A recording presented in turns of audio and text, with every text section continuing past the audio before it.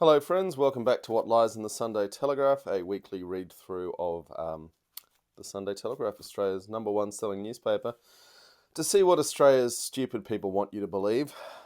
Stupid but mean, wealthy and powerful, and what these stupid people who read it do believe. Cool, so the wrapping standards have improved over last week's shocking performance, which is good. I would say for newcomers, this, I'm painfully aware, or acutely aware, is a not a project for everyone. But it does have a following. There are people who like it. So stuff you. Or welcome aboard, depending on as appropriate. So what have we got? Anzac at home, giant free Aussie flag. Because the Murdoch press owns Anzac Day and the Australian flag. Pull out and hang on your homes on Anzac Day, which, is this week. So there you go. It's the 19th of April right now. COVID-19 special report. Who'd have thought they'd be doing that? You save 700 lives. Strict isolation rules. Stop statewide virus wipeout.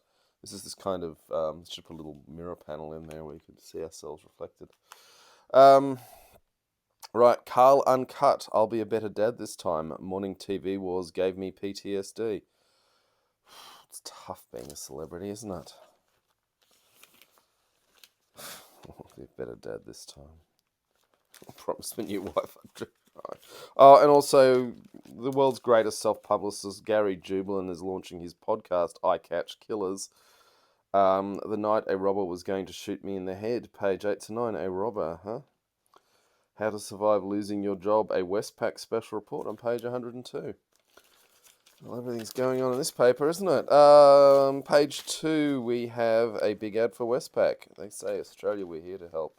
They will certainly lend you lots of money and you'll be paying it back for the rest of your life, but it's better than starving now.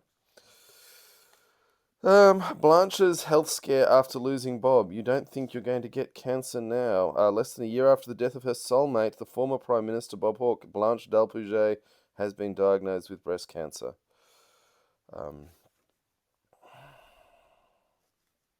glad that's page 3 news as opposed to anyone else who's been diagnosed with cancer this week, but fine.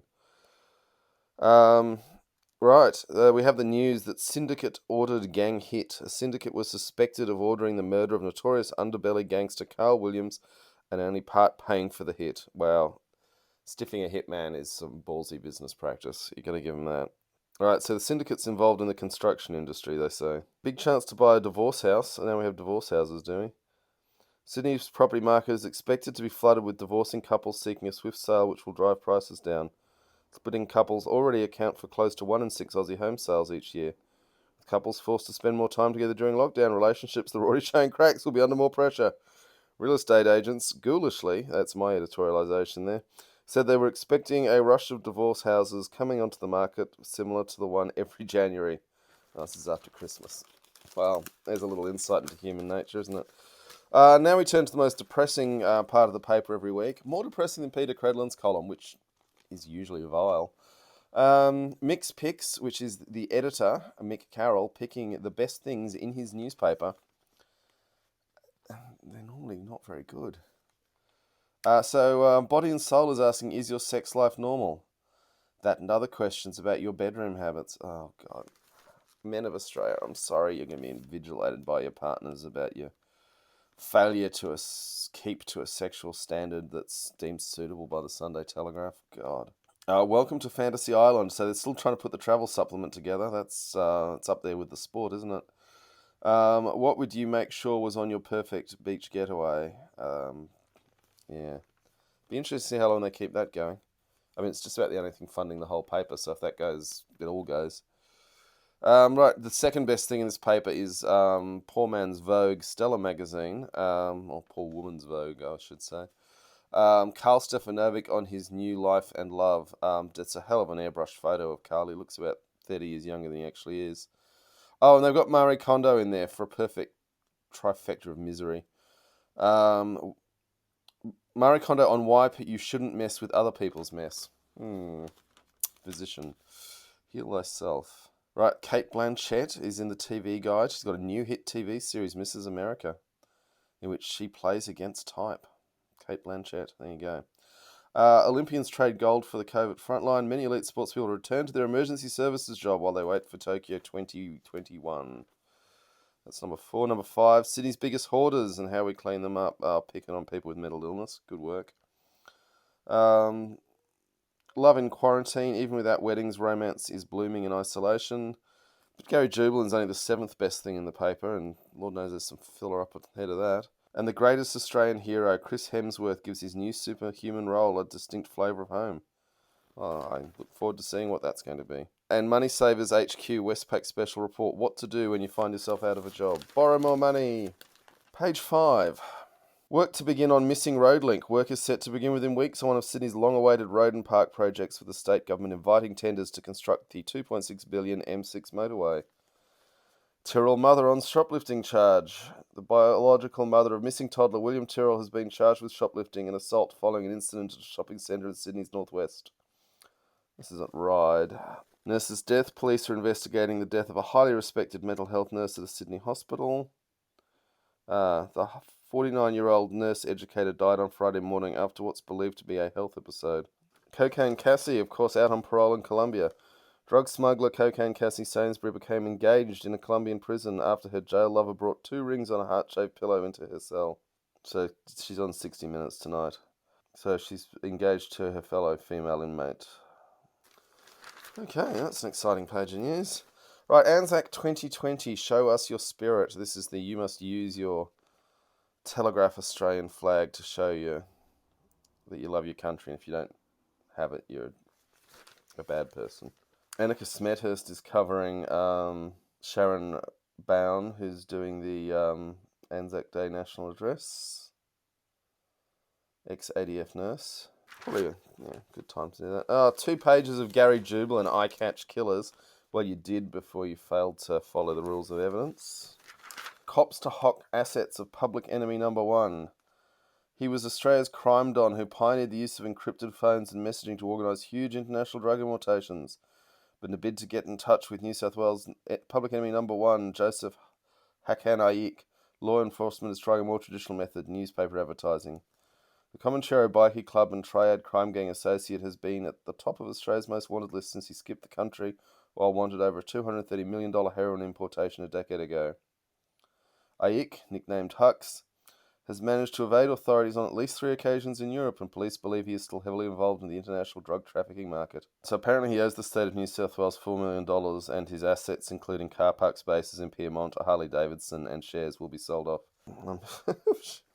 I'm sure with his hundreds of millions in the drug trade, he's worried about that.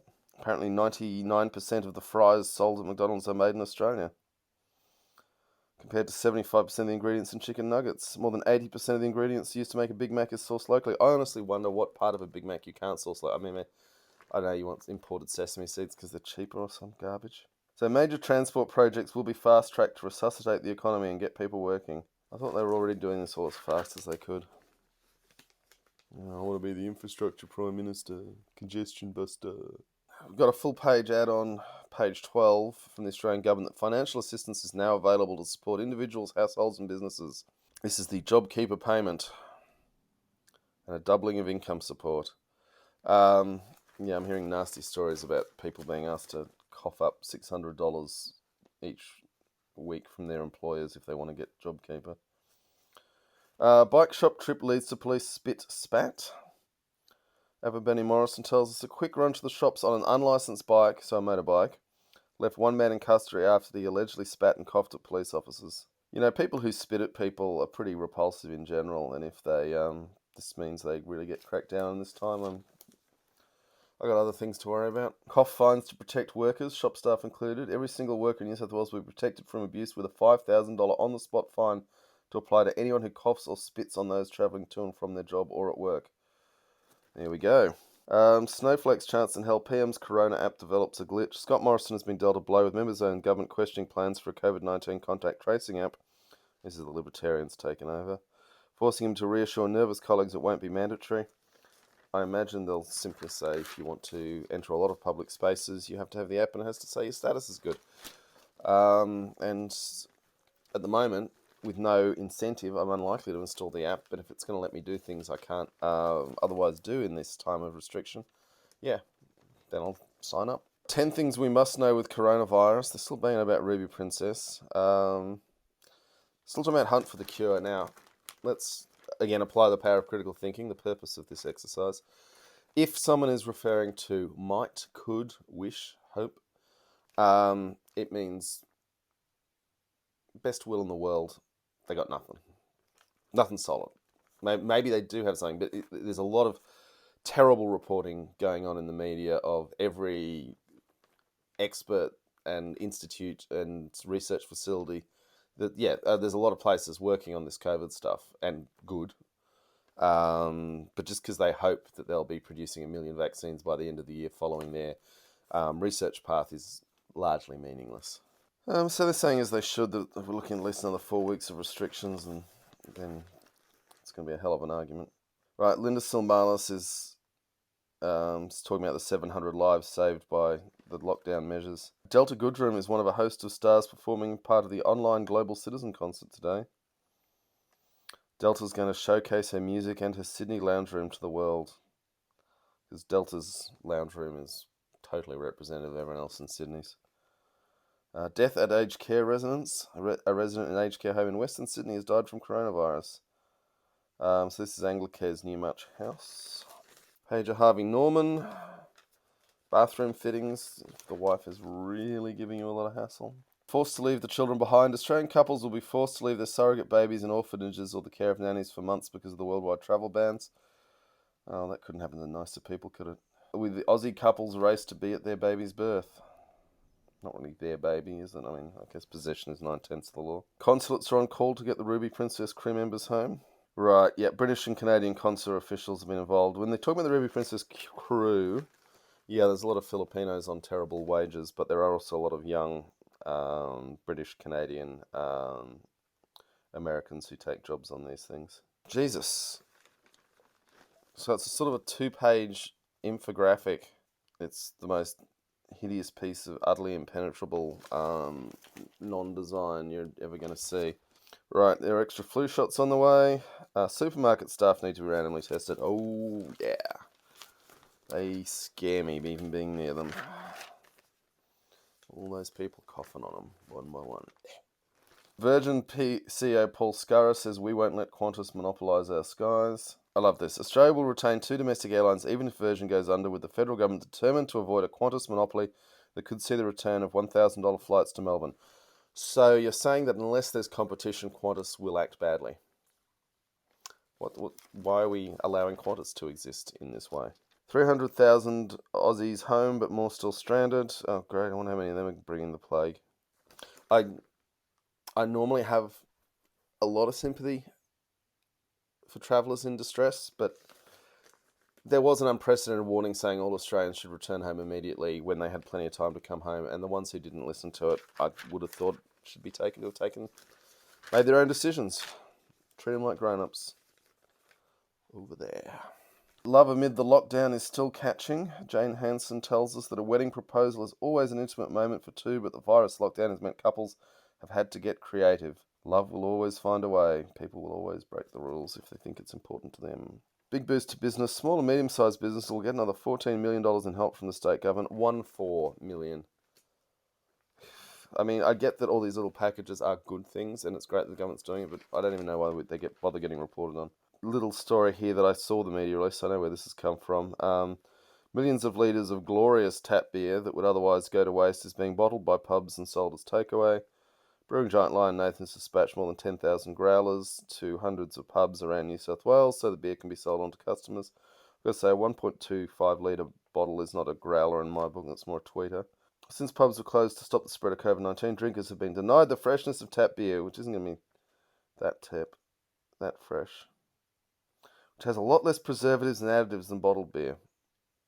I've got a story about making your own face masks and all the cute things you can do to accessorise your masks. A new shipment of 100 million protective masks is expected to help convince National Cabinet to ease the ban on elective surgery, including IVF treatments. Apparently, there's a problem that protective gear is designed for big burly men and isn't sized to protect female and Asian staff. Ian Fraser's being interviewed, providing an injection of hope. The man behind the groundbreaking cervical cancer vaccine says we can beat COVID-19 faster.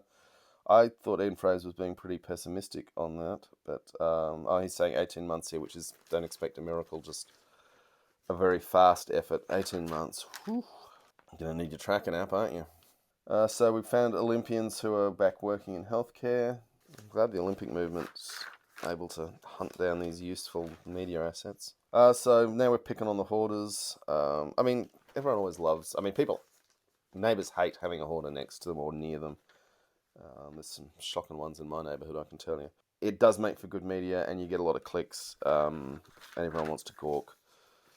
But then you have to balance that, and probably I got the balance wrong at times in my past, but it is people with mental health issues that you're making fun of. And I'm just got to bear that in mind. Okay, so Sydney councils want more powers to deal with litter and trash. Abandoned cars will be sold on social media, worthless dumped items disposed of immediately, and retailers fined for every dumped trolley if a group of Sydney councils get their way. Sydney's noting a stark drop in pollution, which is funny as they always talked about how beautiful their clear skies were. The alleged kingpin of a tobacco smuggling syndicate boasted about the ability to move 10 to 20 tonnes of illicit tobacco every month, no problem. Father of 6, Ahmed Masri, also told undercover police he had been in the illicit tobacco business for 20 years and had a contact inside a major Australian bank who would set up fake accounts to facilitate large cash transfers. Great. Apparently butterflies are out in record numbers, so it's not all bad news. So 100 temporary housing pods will be rolled out across the state to accommodate residents from the worst affected bushfire towns still doing it tough. I assume they've been living in tents maybe. I guess they need the pods. 100 pods doesn't seem like enough to deal with anything. So an independent reviewer has found Sydney's water supply will need better protections. Mum of 2 charged over smuggling drugs into jail. Mother of 2 allegedly paid a prison guard $5,000 to smuggle drugs hidden inside balloons into jail on behalf of her incarcerated brother. That's a lot of money to get together, isn't it? Susan Alameddine allegedly met Nara prison officer Stephen Adams in Vicentia on the south coast last week. Unbeknown to her, the police were about to swoop after listening to her brother's phone calls from inside the South Coast Correctional Centre. I mean, if I was in the chokey, I would assume someone was listening to my phone calls. Hot jam tipped on inmates' genitals. Now, if you haven't made jam, you would not realise that almost nothing in the world is as hot and stays as hot jam. A prisoner had 1 kilogram tub of hot jam thrown on his genitals and was also stabbed. See how bad the hot jam is? It's worse than stabbing.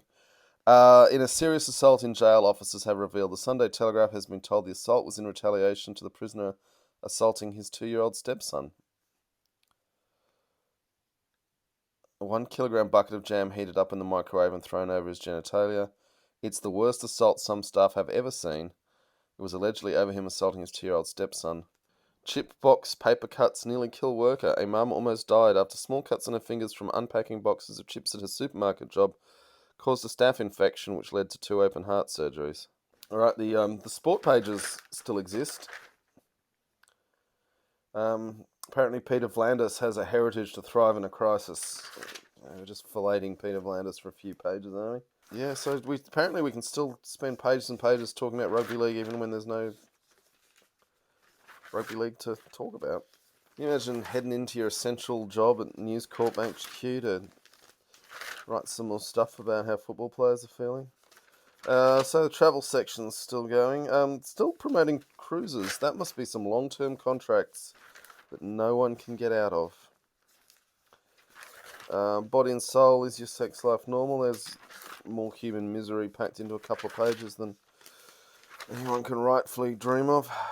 Your weird sex questions answered. Oh, and here's my giant Australian flag. I'm glad I haven't missed out on that. Wrapping up the glossy lift outs, make it easy to get rid of the whole thing. Oh, you look at that. I reckon that'll burn a beautiful green colour with all the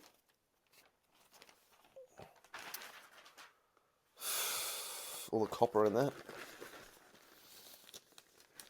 Oh, is anal sex dangerous? Figure that out for yourselves, folks. You'd think, given the age of a Sunday Telegraph reader, they'd have figured out what works for them and what doesn't in their sex life by now. Wouldn't actually need a newspaper to inform them of these things. So, what are they pushing on? Foxtel, Paddington, Westworld. I think the Paddington movies are really good. I do need to watch those. Fast and the Furious and The Crown. Oh, I'll tell you, Westworld Season 2. I don't know if you'd ever come back to Fox after watching that turgid, impenetrable mess. More rugby. Seeds of Survival. What a tough guy Peter Vlandis is. Fighting hard to ensure rugby league survives. Talking about his tough background in Greece. Right, Mark Lee, who starred in the 1981 Gallipoli movie, is telling the Telegraph how he helped make history. That's their big Anzac Day link.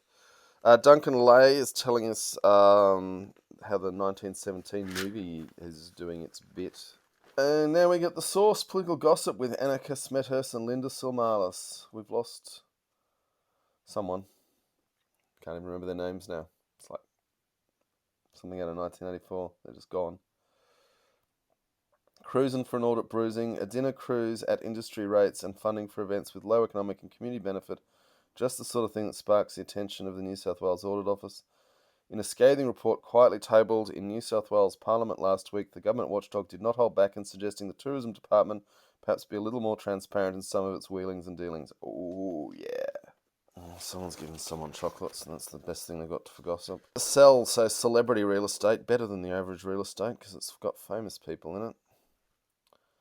No one who's actually famous involved. Not even, I would say, Sydney famous, just people who wish they were famous and have lots of money. The Snitch, the Law and Order gossip with Ava Benny Morrison and Brendan Hills. Owen O-Dog Hansen is serving a 21-year prison term in California after he pleaded guilty to drug trafficking and money laundering. Apparently he's somehow now stuck in Australia. Oh, because he was flown to Australia to give evidence. So he's stuck in Silverwater jail, which I guess I'd rather be in Silverwater than an American prison in these circumstances. So Assistant Commissioner Karen Webb is taking over the Traffic and Highway Patrol Command later this year. World news, we're covering the... they're saying rebels call for US to reopen. They are waving Confederate flags, so I guess that makes them rebels. They're also waving swastikas. Being quite transparently funded by Trump's political billionaires like the DeVos family. Betsy DeVos is Secretary for Education. Her brother, Eric Prince, has a very large private army, including a private air force. Anyway, and Trump's tweeting about how they're going to liberate states from lockdowns, and suddenly civil war in America, while not likely at this stage, is actually on the table. Thailand needs help to lick this problem. Thailand's leader says he will appeal directly to the country's 20 wealthiest people for assistance in overcoming the coronavirus crisis. That's the oligarchy at work. From Wuhan, fix wet markets, WHO. Any wet markets that are allowed to reopen after coronavirus lockdown must conform to stringent food and hygiene standards. It's the wild animals in wet markets that are the issue, and we really need to separate those out, and this article does eventually do that. The Congo can't close its mines, cannot afford to shut them down. Yeah, it's a tough one. The workers don't have a lot of rights in those things either. Poland's going ahead with elections scheduled for May 10. The story about the conspiracy theory. So an evil plot by Microsoft billionaire Bill Gates, a race of mole people, Satan worshippers, Chinese germ factories, 5G phone technology to some of the crazy COVID-19 conspiracy theories infecting the internet. So snow globe manufacturers have now got toilet roll snow globes for you. Hooray. A 99-year-old British war veteran who has raised more than £20 million for the health service by walking laps of his garden has been hailed by Prince William as an absolute legend, while a senior minister is calling for him to be knighted. Retired Army Captain Tom Moore has become a symbol of British endurance. It's worth bearing in mind the British response to COVID-19 is now looking like being the worst in the world, for all that we keep talking about how heartwarming it is. Wow, Peter Credlin's on 2 pages. 2 pages of Peter Credlin. Let's dive in, shall we? Flawed Turnbull has now lost all respect. Malcolm Turnbull's memoir is due next week, and already it confirms what we already know about his shortcomings. Bearing in mind, Peter Crennan was Malcolm Turnbull's chief of staff for quite some time. Most prime ministerial memoirs are indulgent and dull. A rare few like John Howard's are bestsellers, and a handful like Tony Blair's are a fascinating read. And then there's Malcolm Turnbull's memoir, to be published tomorrow, but already extensively reported, which savages all his former colleagues and declares that the government he'd led didn't deserve to be re-elected last year. Not because it had done badly, but simply because it dispensed with his services. Poor Malcolm, despite coveting the job of Prime Minister since he was a schoolboy, it didn't turn out the way he'd planned when he was there, and it hasn't turned out any better for him since he left. You see, if it had all gone to Turnbull's preferred script, Scott Morrison would have lost in a landslide last May to Bill Shorten, and this 700-page diatribe would have been the case for the prosecution, how they could have held office had they kept him. Only the reason they're still there is that he isn't. I'm not going to read the rest. Thumbs up from Peter to Tom Moore, the fundraiser. Thumbs down to the ABC's orchestrated vendetta funded by taxpayers against Cardinal George Pell. Should shame anyone who believes that we are all equal before the law. Certainly, wow. Cardinals certainly do appear to be more equal than victims of child abuse. Peter Gleeson tells us that we can tackle it together. He's noting that the world has changed. Well done, Peter. I'm glad you got a column to do that in. David Pemberthy is talking about teachers and how great they are and how they deserve the same level of respect as frontline health workers, which I all agree with. Okay. Piers Ackerman says that usual suspects are up to their old tricks while new book acknowledges Chinese Anzacs. There's an awkward headline if ever you've seen one. Predictably, a group of so-called celebrities are seeking examples of racism during the Wuhan... so he's calling it the Wuhan coronavirus crisis. Okay, Piers, there's our example of racism. Bang, right there in your first paragraph, Piers. Yeah, don't make it hard, do you? Annika Smethurst is talking about her ordeal again, having the police raid her house and go through her underwear drawer. Noting that actually the High Court did a pretty awful thing by just throwing out the whole police case on the basis of the dodgy warrant and not tackling the issues of whether they should have had a warrant issued, even if the warrant had been written correctly. Sunday Telegraph editorial is just talking more about the rugby league. It's almost as if the media has anything else to say. And then they're talking about how the inconvenience of the lockdown is saving lives. Well, it's inconvenient to me because I can work from home. I imagine it's inconvenient to newspaper editors in a similar situation. It's getting a little more life and death to hospitality workers who haven't seen money in a month. So Annette Sharp gives us a full page of lawyers called in after Kyle's split with Hawkins. Kyle Sandilands and his former manager Andrew Hawkins has had a slow, painful and absolute breakup. Apparently a 2-week honeymoon stay at Snoop Dogg's house was what got them together as a business partnership. Not quite sure why they broke up, not sure I care enough to read. So Justin Hem's Sydney home is a COVID haven for hot models. While most COVID-19 isolation is a form of social death, for multi-millionaire Sydney Bazaar, Justin Hems, the pandemic has prevented some unique opportunities. Hems foreclosed neighbours who called us breathlessly last week to confide the news that 3 hot models have moved into Hems' mansion to isolate. Well, they might actually live in very small apartments, and this could be a great service Justin is performing for these poor young women who are in need of somewhere more salubrious. James Weir, what do you call a group of Karens? Now, this is with Karen being the universally acknowledged name for an entitled middle-aged white woman who is always demanding to speak to the manager.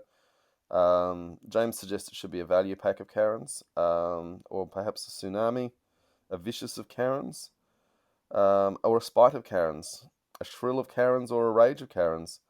I look forward to the correspondence from the Karens.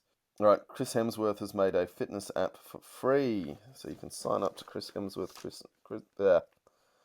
fitness app, which is lovely if you have the amount of time in your life and the specialty chefs.